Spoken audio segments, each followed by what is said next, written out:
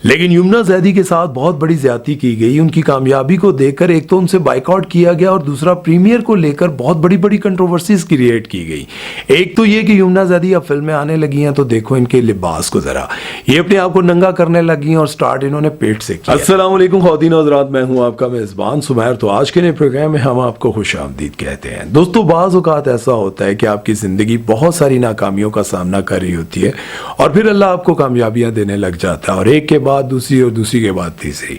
जब आप कामयाबियों का सफर तय कर रहे होते हैं तो बहुत सारे ऐसे लोग होते हैं जो कि आपके मुश्किल वक्त के दोस्त होते हैं और फिर आहिस्ता आहिस्ता वो आपके साथ चलते रहते हैं। लेकिन उनमें से बहुत सारे ऐसे भी होते हैं जो आपकी कामयाबियों को देखकर खुश भी होते हैं और बहुत सारे ऐसे भी होते हैं जो आपकी कामयाबियों से जलने भी लग जाते हैं। इसी तरह से यमुना जैदी के साथ भी कुछ ऐसा ही हुआ। जब उनकी फिल्म लॉन्च होने लगी, जब उनकी फिल्म की प्रमोशन होने लगी तो फिर पता चला कि बहुत सारे ऐसे दोस्त जो कि यमुना जैदी के साथ न जाने कई सालों से चल रहे हैं, लेकिन जब उनके साथ खड़े होने का वक्त आया तो बहुत सारे लोगों ने, बहुत अच्छे दोस्तों ने उनका साथ छोड़ दिया। तो वीडियो शुरू करते हैं और आपको हैरान करते हैं कि आखिर यमुना जैदी जो कि आजकल आपको इतनी कामयाब नजर आती हैं, उनके अपने दोस्त उनके साथ क्या सलूक कर रहे हैं। तो वीडियो शुरू करते हैं, लेकिन उससे पहले आप दोस्तों से गुजारिश है कि अगर अभी तक आपने हमारे चैनल को सब्सक्राइब नहीं किया तो भाई सब्सक्राइब कर दें और बेल आइकन पर पप्पी करना मत भूलिएगा। तो चलिए वीडियो शुरू करते हैं। दोस्तों, आगे बढ़ने से पहले आप लोगों को एक बार फिर से बताता चलूं कि मेरा बेटा एक बहुत ही अच्छा व्लॉगिंग चैनल चला रहा है। अगर आप लोग उसको सपोर्ट करेंगे तो मुझे बहुत खुशी होगी और आपकी बहुत मेहरबानी होगी। लिंक आपको डिस्क्रिप्शन में भी मिल जाएगा और ये ऊपर कार्ड भी शो हो रहा है। जैसे ही आप इस पर क्लिक करेंगे तो सीधा मेरे दोस्त यानी कि मेरे बेटे के चैनल पर पहुंच जाएंगे। अगर अच्छा लगे तो सब्सक्राइब का बटन छिक दीजिएगा। दोस्तों, सबसे पहले तो मैं आपको बताता चलूं कि यमुना जैदी को पाकिस्तानी ड्रामा इंडस्ट्री या फिर फिल्म इंडस्ट्री में तकरीबन 12 साल हो चुके हैं और इन्होंने अपनी मेहनत के बलबूते पर जो कुछ हासिल किया वो अब सबके सामने है। यमुना जैदी की फैमिली में से ना तो कोई ड्रामा इंडस्ट्री में था और ना ही शोबिज़ इंडस्ट्री में और ना ही इनका कोई दोस्त, लेकिन यमुना जैदी अपनी मेहनत के बलबूते पर अपना नाम बनाती गई, कामयाबियां हासिल करती गई। यमुना जब इस इंडस्ट्री में आई थी तब उन्होंने छोटे मोटे रोल करना स्टार्ट किए, लेकिन लोगों की नजर में उनका वो कैरेक्टर सामने आया जो कि ड्रामा सीरियल थकन में इन्होंने सबा कमर के साथ किया था। उसके बाद यमुना जैदी ने बेशुमार पाकिस्तानी ड्रामों में काम किया और बहुत सारे ऐसे ड्रामों में भी काम किया जो कि बहुत ज्यादा पॉपुलर हुए, लेकिन इनके नसीब में पाकिस्तान की हिस्ट्री का सबसे ज्यादा पॉपुलर ड्रामा तेरे बिन आया और उससे उनको जो शोहरत मिली वो शायद किसी और ड्रामे से ना मिल सकी। लेकिन इन सारी कामयाबियों के साथ साथ इनके अच्छे दोस्तों की मुखालफतें उस वक्त सामने आनी शुरू हुई जब उनको 2 सालों में 5 अवार्ड्स मिले। लक्स स्टाइल अवार्ड के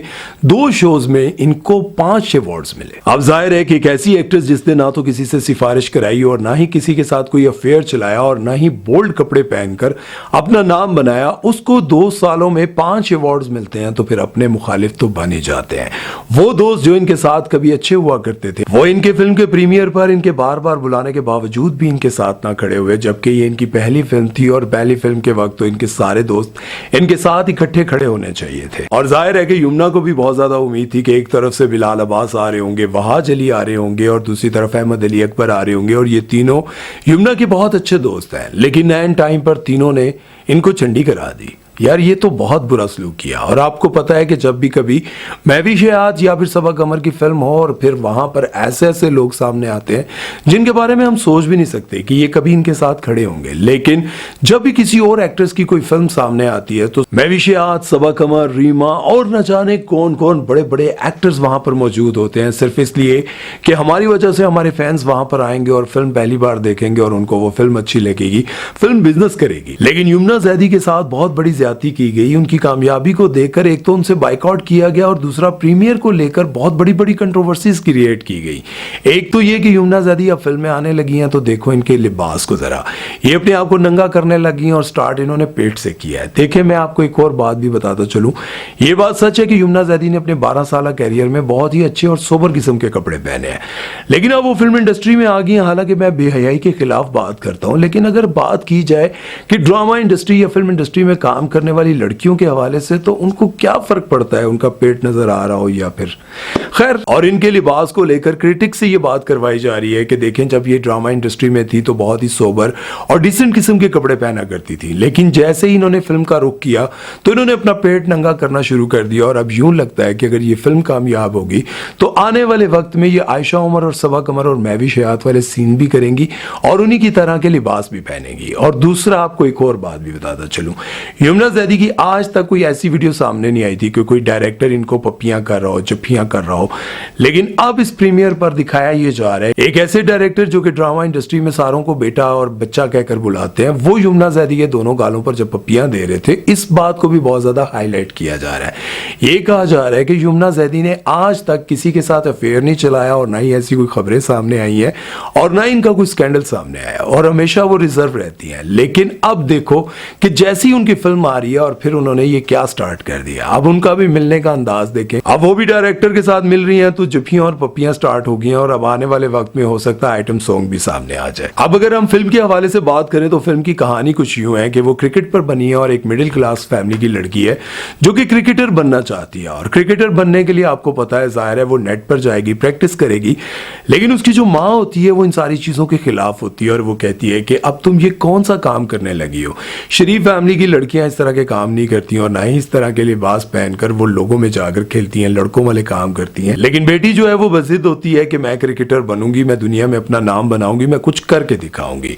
और आपको पता है कि आजकल ये सारी इसी तरह की फिल्में और ड्रामे बनाए जाते हैं जिसमें ये दिखाया जाता है कि लड़की अपने माँ बाप को कन्विंस कर ही लेती है और उनको यकीन दिलाई देती है कि मैं कुछ गलत नहीं करूंगी, मैं तो अपने मकसद पर ध्यान दूंगी। और इसी तरह से बहुत सारी एक्ट्रेसेस भी हैं जो अपने माँ बाप को राजी करके ड्रामा इंडस्ट्री में आती हैं और फिर बाद में जब उनको लाखों रुपए मिलते हैं तो फिर वो ऐसे ऐसे कपड़े पहनकर फोटोशूट्स करवाती हैं और वही माँ बाप मजबूरन उनकी खुशामदे कर रहे होते हैं, उनको कह रहे होते हैं कि मेरी बेटी ने बहुत ज़बरदस्त सीन किया है, बहुत अच्छा काम किया है, आज मुझे अपनी बेटी पर फ़ख्र है। लेकिन अफसोस की बात यह होती है कि वही माँ बाप जो कल तक अपनी इज्जत को बचाते फिरते हैं, आज वो पैसे और कामयाबी को देखकर अपनी बच्चियों की तारीफ़ें कर रहे होते हैं। इसी तरह से कुछ ऐसी फिल्में दिखाई जा रही हैं और मुझे यूँ लगता है कि काश ऐसी फिल्में बने जिसमें यह दिखाया जाए कि जब आप अपने घर से निकलती हैं मजबूरी के अलावा, तो फिर आप अपनी ज़िंदगी में क्या क्या बुराइयां बर्दाश्त करती हैं और अगर आप घर में इज्जत से कुछ काम करती हैं या फिर इज्जत की ज़िंदगी गुजारती हैं तो कैसी आपकी तारीफ़ें होती हैं।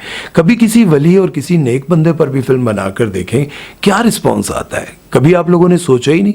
आप हमेशा ये सोचते हैं कि हम रोल मॉडल उन लोगों को बनाएं जो घरों से निकलती हैं और अपने माँ बाप को राज़ी कर लेती हैं।